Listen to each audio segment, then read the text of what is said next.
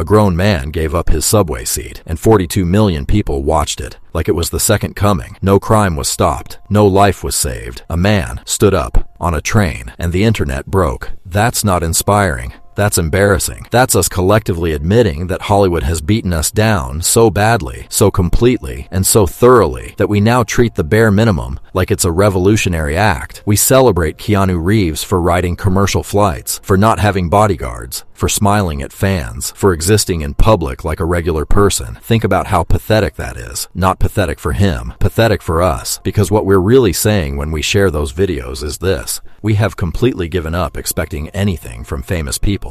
And that's on Hollywood, not Keanu. The childhood nobody talks about Keanu Reeves' father, Samuel Reeves, was a heroin dealer, not a recreational user. A dealer. He was in and out of prison, and when Keanu was just 3 years old, Samuel walked out the door and never came back. Just gone. Abandoned his family like it was nothing. Now his mother, Patricia, she's left holding the bag with 2 kids and no support. So she does what she has to do. She works as a costume designer, keeps the lights on, and proceeds to marry and divorce 4 different men while Keanu is growing up. 4. His sister Kim later said that how we lived our lives depended on the man of the moment. Think about what that does to a kid. No stability, no consistent father figure. A new guy showing up, then leaving, then another one showing up. Every piece of data we have on boys raised without fathers points the same direction: higher rates of aggression, depression, substance abuse, and repeating the cycle of abandonment. Keanu Reeves was statistically set up to become his father. His teachers noticed something was off. They described a vague sadness that followed him everywhere. He bounced through 5 different high schools in 5 years, got expelled from one for being, in his own words, too rambunctious. That's a polite way of saying he was a troubled kid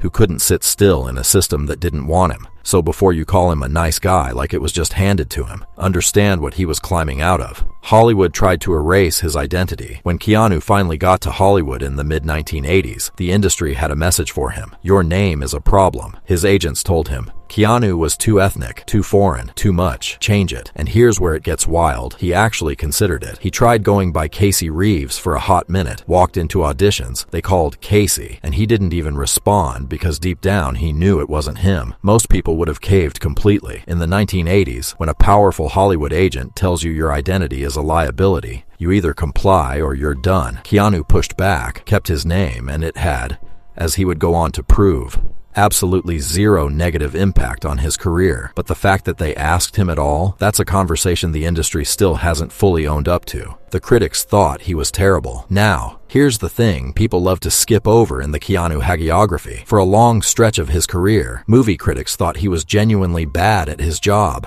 Not mediocre, bad. His performance in Bram Stoker's Dracula, a film that grossed $82 million and was otherwise well received, was so widely criticized that one writer included it in a list of 50 performances that literally ruined movies. His English accent has been called one of the worst in the history of recorded film. Let that sink in. One of the worst ever. Then came Much Ado About Nothing, Shakespeare. Keanu doing Shakespeare. He got nominated for Worst Supporting Actor at the Razzies. His career was, by all honest measures, on life support going into the mid-1990s. And then something interesting happened. The man who keeps giving his money away. Before we get to the comeback, we need to talk about the money situation, because this is where Keanu Reeves gets genuinely controversial, not in a bad way, but in a this man might be operating on a different frequency than the rest of us kind of way. During the filming of The Devil's Advocate, producers needed Al Pacino. Pacino had already turned down the role 3 times, so Keanu Reeves voluntarily took a multi-million-dollar pay cut so the studio could afford to meet Pacino's demands. Think about that. He gave away millions of dollars so that Al Pacino, a man worth hundreds of millions, could be comfortable, and Pacino ended up getting all the praise for the film. Then he did it again, a 90% pay cut on The Replacement so Gene Hackman could join the project. 90%. Then Speed becomes his biggest hit at that point in his career. They come to him with a $12 million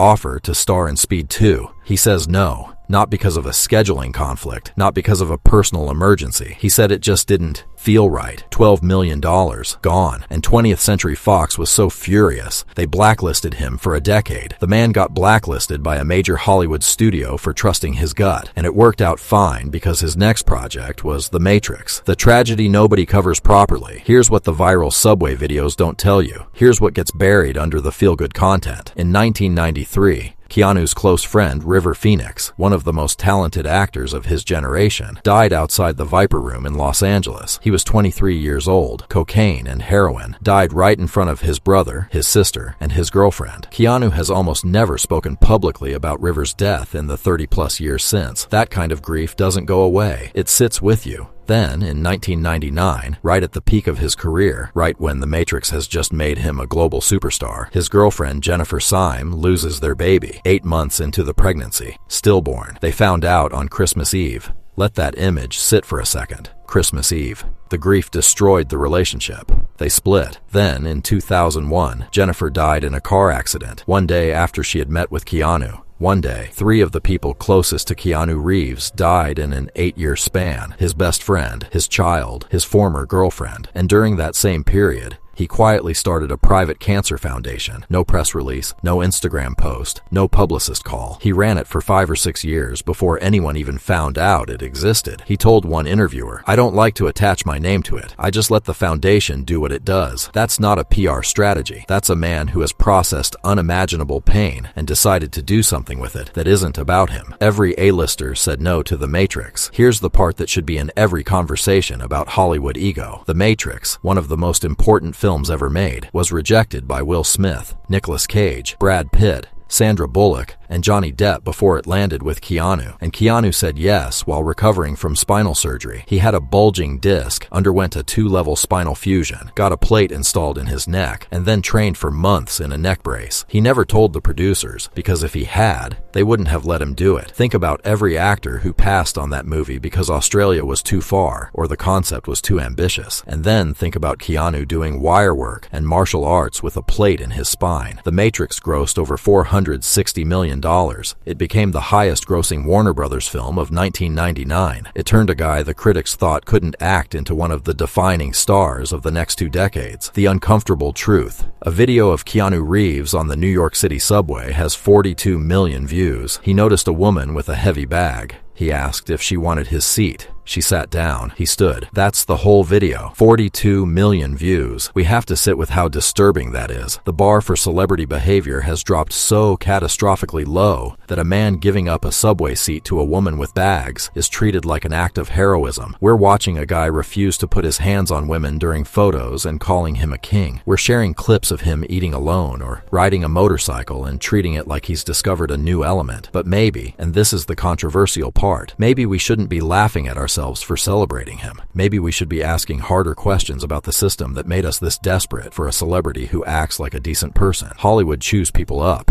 It rewards narcissism, punishes vulnerability, and systematically destroys anyone who doesn't play the game. Keanu Reeves came from nothing, lost nearly everything personal that mattered to him, got blacklisted for trusting his instincts, and watched critics spend years saying he couldn't act. And somehow, on the other side of all of that, he ended up being the guy who quietly funds cancer research and hands his stunt team Rolex watches and rides the subway. Most celebrities sell their souls to get to the top. Keanu Reeves got to the top and somehow held onto his, and that's not a nice guy story. That's a survival story. That's a man who refused to become what the industry, and frankly, what his own painful history, was trying to make him. And the fact that we find that remarkable says everything about Hollywood and nothing bad about him.